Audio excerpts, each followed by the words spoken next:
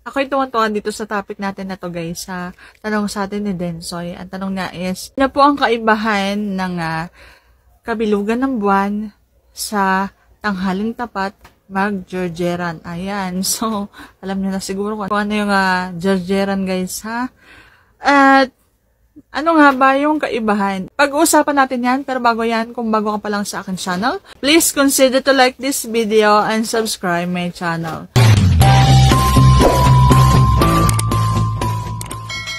Ayan na nga, ano nga bang pagkakaiba? Unang-una sa lahat, bawat Georgeran, bawat pagpapalakpakan, basta mahal mo ang iyong kapalakpakan, basta anak-anak yan, masarap yan, okay?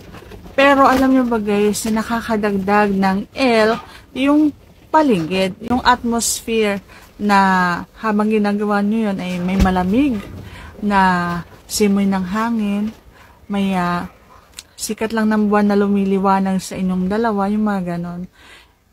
Kapag naman tanghali is, so syempre, mainit. Dagdag init, dagdag pawis yon, tulo-tulo pawis ninyong dalawa. Lalo na kung kayo yung type ng taong ayaw nyong may electric pa na nakatutok habang may ginagawa kayong palakpakan. So, yan yung difference. Okay? So, nakakadagdag ng L kapag nasa ilalim ng kabilugan ng buwan ninyo ginagawa yon. Pero once again, kapag palakpakan kahit saang lugar, kahit anong oras, basta lami ang iyong partner, basta masarap ang iyong partner, gora na yan, masarap yan. Okay? Ana-ana yan eh. Lami. Yan lang ako masasagot for today's video. See you on my next vlog. And if you like this video, please consider to like this video and subscribe my channel. Thank you for watching. See you on my next vlog.